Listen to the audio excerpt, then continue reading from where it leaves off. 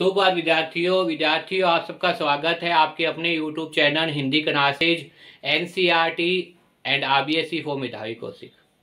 विद्यार्थियों, जैसा कि आपको पता है मैं आपको हिंदी पढ़ा हूँ। हिंदी के अंदर आज का प्रकरण है course B class 10 chapter number 6। अब कहाँ दूसरों के दुख से दुखी होने वाले। लिखने वाले कौन थे? निंदा फैजी। विद्यार्थियों, इस पाठ के अंदर बताया गया है कि वर्तमान परिप्रेक्ष्य में और जो पहले के लोग थे उन दोनों में बहुत ज्यादा अंतर है। वर्तमान में ऐसा कोई व्यक्ति नहीं है दूसरों के दुख से क्या हो दुखी हो, वो तो क्या करता है दूसरों के दुख पे हंस रहा है, मजाक उड़ाता है। जबकि इससे पहले अगर बात करें, पहले के जमाने के अंदर पहले के जो लोग थे वो क्या करते थे, न केवल इंसान अपितु जानवर के दुख से भी क्या हो जाते थे, दुखी हो जाते थे। अगर किसी को पताना दे दी या किसी को कुछ कह दिया तो जिंदगी भर क्या आते थे, उस बात का शोक करते थे। इससे संबंधित 2 वीडियो बनाकर मैंने अपलोड कर दी है। आज मैं की तीसरी वीडियो लेके आया हूँ विद्यार्थियों, जैसा कि मैं अब कहता हूँ, अगर मेरे द्वारा बनाई वीडियो को पसंद आई है तो इसे ज़्यादा लाइक कीजिए, कमेंट कीजिए, शेयर कीजिए विद्यार्थियों। और चैनल पर अगर आप नए हैं तो चैनल को तुरंत सब्सक्राइब कर लीजिए ताकि आपको साथ साथ में याद हो, समझ में भी आए विद्यार्थियों। अब देखिए, अब कहाँ दूसरों के दुख से दुखी होने वाले। सबसे महत्वपूर्ण बात तो क्या है, इस पाठ में क्या करें, अनेक उदाहरण दी गई हैं। किस बात में? इस बात पे। कौन सी बात की? अब संसार में ऐसे लोग नहीं है जो दूसरों के दुख से दुखी होते हो। इससे पहले जो लोग थे वो ऐसे लोग थे जो दूसरों के दुख से दुखी होते थे। अनेक उदाहरणों के माध्यम से बात बताने का प्रयास किया गया है कि ऐसे कौन से लोग हैं जो वास्तव में इस प्रकार का व्यवहार करते हैं, वास्तव में इस प्रकार आचरण करते हैं, उसको समझाने का, उसको बताने का प्रयास इस पाठ में किया गया है, जिसका नाम क्या है, अब कहाँ दूसरों के दुख से दुखी होने वाले। इससे पहले एक बाइबल के सोने में का उदाहरण दिया गया था। अब जो है वो इस नाम बाइबल के ग्रंथ क्या है, नूह में एक पैगंबर था जिसका असली नाम क्या था, नस्कर। इसने क्या किया था, एक बार जख्मी कुत्ता का है उसको धुका दिया था। और इस नाम धर्म में क्या है, कुत्तों को अच्छा भी नहीं मानते। इस नाम धर्म में क्या है, कुत्तों को गंदा माना जाता है। तो इस प्रकार से जब कुत्ते को धुतकार दिया तो कुत्ते ने क्या कहा कि न तो मैं अपनी मर्जी से कुत्ता हूं, न तुम अपनी मर्जी से इंसान हो। बनाने वाला कौन है? परमात्मा, ईश्वर है। तो इसने तुम उस पर क्या बात पे कह रहे हो कि मैं जख्मी हो गया, जख्म लगा, मुझे घृणा की दृष्टि देख रहे हो। ये बात सुनकर जो नूह था, जो पैगंबर था, जिसका असली नाम क्या था, नस्कर था, वो जिंदगी भर रोता रहा। जिंदगी भर क्या उसकी आंखों में आंसू आते रहे, जिंदगी भर उसे पश्चाताप होता रहा कि मैंने कुत्ते को क्यों दुखाया। और महाभारत के अंदर भी ये कुत्ता क्या है, सांकेतिक रूप में जाता है और वो कुत्ता क्या है, कहीं ना कहीं ये कुत्ता दिखाई देता है। जहां तक बात की जाए महाभारत की, तो महाभारत के अंदर क्या है, 5 पांडव थे और एक क्या थी, द्रौपदी थी। पांडवों के नाम कौन थे? युधिष्ठिर, भीम, अर्जुन, नकुल, सहदेव और द्रौपदी। द्रौपदी को अपनी सुंदरता पर और साथ में इस बात का घमंड था कि मैं 5 पांडवों की पत्नी हूं, जो वो क्या है, विश्व विजेता है, अपने आप में योद्धा है। नकुल और सहदेव को अपनी तलवार पे घमंड था, भीम को अपनी गदा पर, अर्जुन को अपने धनुष पे घमंड था। इसीलिए वो मोक्ष द्वार तक नहीं पहुंच पाते। मोक्ष द्वार तक कौन पहुंचता है? सिर्फ और सिर्फ युधिष्ठिर पहुंचता है। उनके साथ वो कुत्ता कूदता है विद्यार्थियों। इस सार्थक पढ़ा दिया था। इसके आगे देखिए विद्यार्थियों, अब कहाँ दूसरों के दुख से दुखी होने वाले। क्या नाम है? अब कहाँ दूसरों के दुख से दुखी होने वाले। क्या नाम है? अब कहाँ दूसरों के दुख से दुखी होने वाले। तो मैंने बताया था इस प्रकार से। आगे भी अनेक उदाहरण दिए गए हैं। इन्हीं उदाहरणों के माध्यम से इस बात को बताने का प्रयास किया है। देखिए विद्यार्थियों, दुनिया कैसे वजूद में आई, पहले क्या था, किस बिंदु से इसकी यात्रा शुरू हुई, इन प्रश्नों के उत्तर विज्ञान अपनी तरफ से देता है। दुनिया कैसे वजूद में आई, दुनिया का अस्तित्व क्या है, जो हमारा दृश्यमान लोग है, जो हमारा चनायमान लोग है, वो किस प्रकार से आए, दुनिया का अस्तित्व क्या है, दुनिया कैसे अस्तित्व में आई, कैसे वजूद में आई, इसका जो बात है, इस रहस्य से जो पर्दा है, इस रहस्य से पर्दा कौन उठाएगा विद्यार्थियों? इस रहस्य से पर्दा उठाने वाला कौन है? इस रहस्य से पर्दा उठाने वाला कौन है? इस रहस्य से पर्दा उठाने वाला कौन है? विज्ञान है। विज्ञान के माध्यम से ही आप इस रहस्य से उठा सकते हैं कि दुनिया वास्तव में कैसे वजूद में आई और किस प्रकार से जो है सामने आई। दुनिया कैसे वजूद में आई, पहले क्या था, किस बिंदु से इसकी यात्रा शुरू हुई, इन प्रश्नों के उत्तर विज्ञान अपनी तरह से देता है।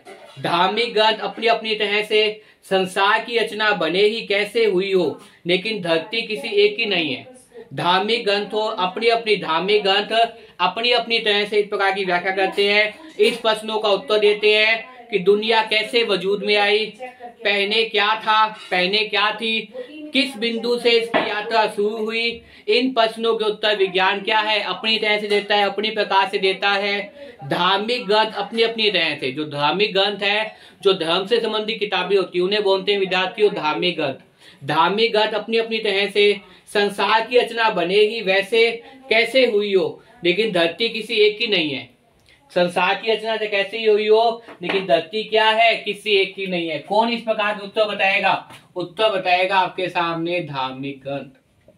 कौन उत्तर बताएंगे भाई? धार्मिक ग्रंथ। और धार्मिक ग्रंथ क्या होते हैं? जिनमें धर्म के बारे में चर्चा होती है, धर्म के बारे में विवेचना होती है, धर्म के बारे में बताया जाता है। दुनिया कैसे वजूद में आई, पहले क्या थी, किस बिंदु से इसकी यात्रा प्रारंभ हुई, किस बिंदु से जो इतना ब्रह्मांड बन गया, किस बिंदु से जो है पूरी धरती का निर्माण हो गया, दुनिया कैसे वजूद में आई। ये प्रश्न भी है कि दुनिया जो हमारे अस्तित्व में है, जो चलायमान दुनिया हम देख रहे हैं, जो संसार के अंदर लोग विचरण कर रहे हैं, दिन के बाद रात, रात के बाद दिन आते हैं, अथक परिश्रम करते हैं, आगे से आगे जो है, आगे से आगे पीढ़ी दर पीढ़ी उनका विकास होता जा रहा है, तो वास्तव में कैसे दुनिया अस्तित्व में आई, पहले क्या थी, सबसे पहले दुनिया की शुरुआत कैसी हुई, किस बिंदु से इसकी यात्रा शुरू हुई। ऐसा कौन सा बिंदु है जिससे दुनिया की यात्रा की क्या हुई, शुरुआत हुई, किस बिंदु से इसकी यात्रा शुरू हुई। इन प्रश्नों के उत्तर विज्ञान अपनी तरह से देता है। इन प्रश्नों के उत्तर क्या है, विज्ञान अपनी प्रकार से देता है, अपनी तरह से देता है। धार्मिक ग्रंथ अपनी अपनी तरह से, जो धर्म से संबंधित किताबें हैं, जो धार्मिक ग्रंथ है, वो अपनी अपनी तरह से देते हैं। संसार की रचना बने ही, संसार की रचना बने ही कैसे भी हुई हो, लेकिन धरती एक की नहीं है। धरती क्या है भाई, किसी एक की नहीं है, कैसे भी हुई हो, लेकिन इस धरती पे सबका अधिकार है। धरती जो है, धरती पे क्या है, वो सबका अधिकार है, किसी एक की धरती नहीं है। हम कह दे किसी एक की है, नहीं, धरती पे क्या है, सबका अधिकार है। धरती, संसार की रचना बने ही कैसे भी हुई हो, लेकिन धरती किसी एक की नहीं है।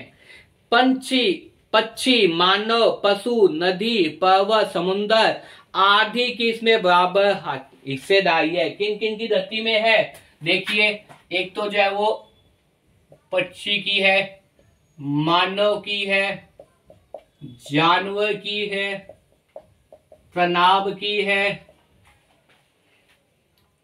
पक्षी, मानव, जानवर की है, तनाब की है, नदी की है, ठीक है ना। और इसके साथ साथ जो है वो पर्वत, समुद्र की है, पर्वत की भी है, पर्वत पहाड़ की भी है, समुद्र की भी है, इत्यादि।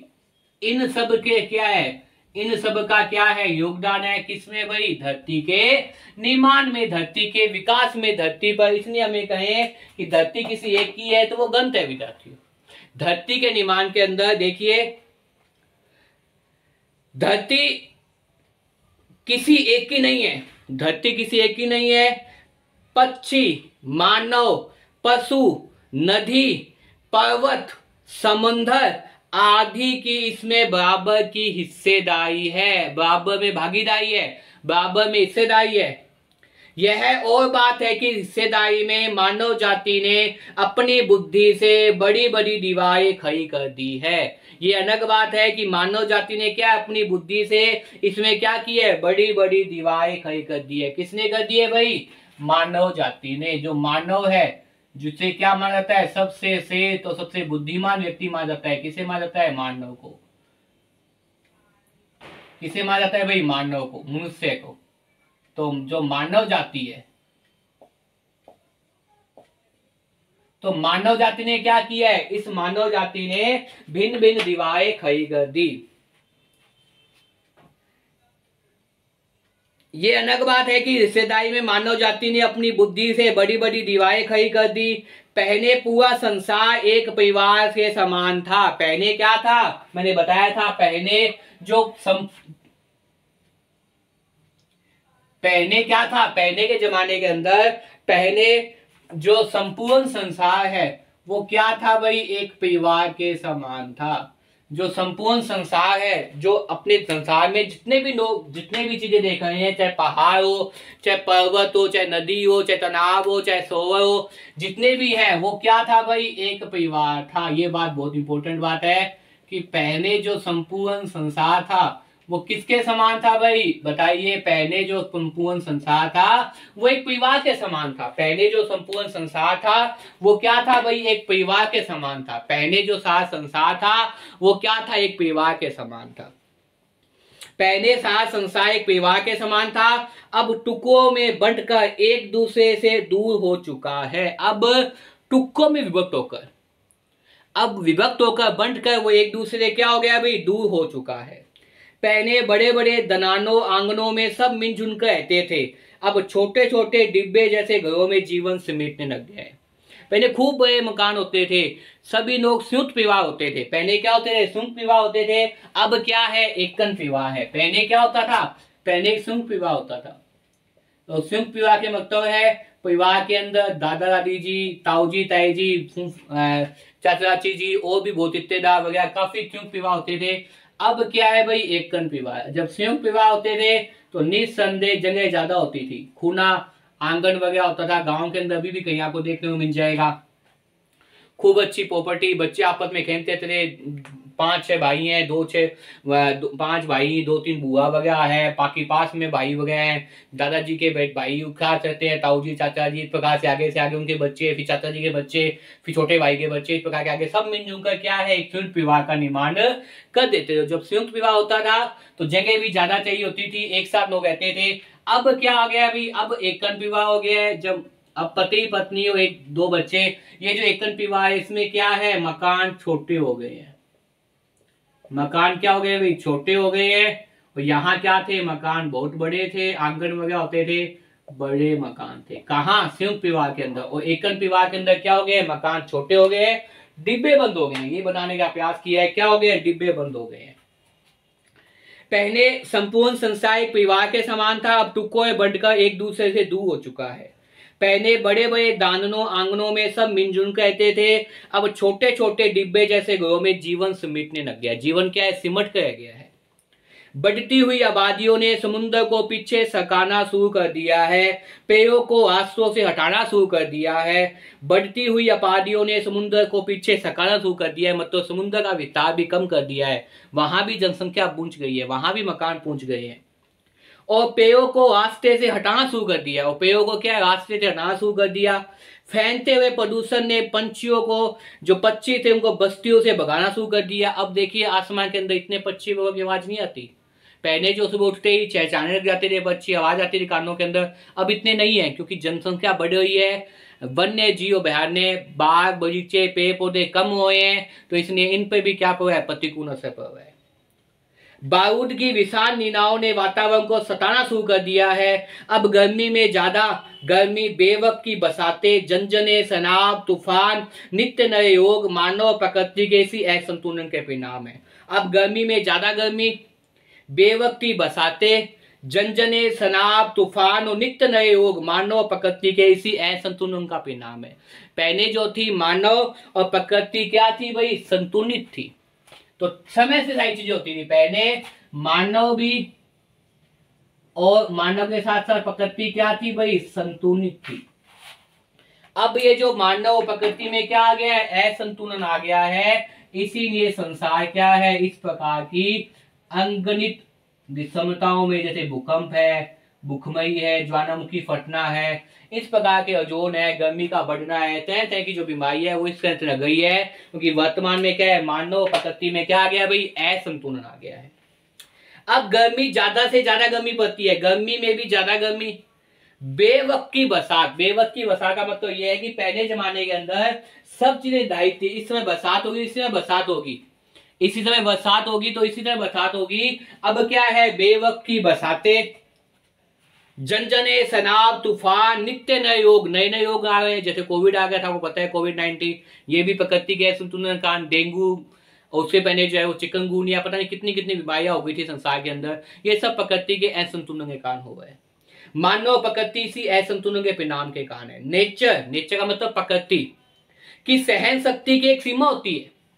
नेचर, प्रकृति की सहन शक्ति की क्या है, एक सीमा होती है। उस सीमा से पार नहीं जाना चाहिए। अगर सीमा से पार जाएंगे तो प्रकृति असंतुलन कर देंगे। नेचर के गुस्से का एक नमूना कुछ साल पहले बंबई में देखने को मिला था। यह नमूना इतना डरावना था कि बंबई निवासी डर कर अपने अपने पूजा स्थल पर अपने अपने खुदाओं से प्रार्थना करने लग गए थे। नेचर के गुस्से का एक नमूना कहां देखने को मिला था भाई?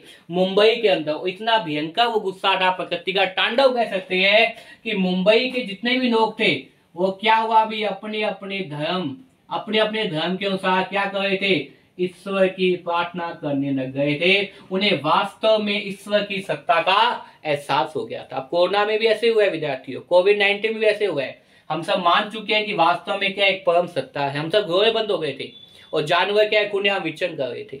ये आपको पता है? तो वही बता रहे हैं कि ऐसे प्रकृति का जो नेचर के विरुद्ध जो काम किया था, सहन शक्ति किसकी? भाई प्रकृति की भी क्या होती है? एक सहन शक्ति होती है। और जब आप प्रकृति की सहन शक्ति के विपरीत काम करते हैं तो इसका उदाहरण कहां देखने को मिला? मुंबई के अंदर।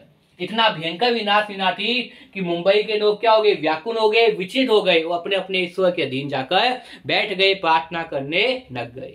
मुझे उम्मीद है विद्यार्थियों कि आपको यहां तक ये पाठ समझ में आ गया होगा। आज का पाठ क्या था? कोर्स भी अब कहां दूसरों के दुख से दुखी होने वाले। क्लास 10 कोर्स भी सपस का ये पाठ है विद्यार्थियों। अनेक उदाहरणों के माध्यम से निंदा फेज जी अपनी बात को स्पष्ट कर रहे हैं। आज की वीडियो में बताया कि धरती पर किसी एक का अधिकार नहीं है। धरती के निर्माण में पक्षी का, मानव का, जानवर का, तालाब का, नदी का, पर्वत का, समुद्र का आदि सबका क्या है? अपना अपना योगदान है। पहले मकान बहुत बड़े होते थे, संयुक्त विवाह में लोग रहते थे, हंसी खुशी।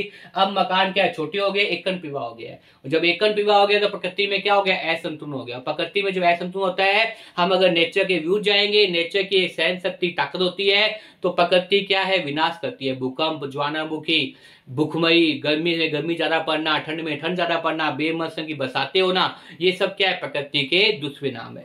और प्रकृति के दुष्परिणाम का उदाहरण मुंबई के निवासियों देखा था।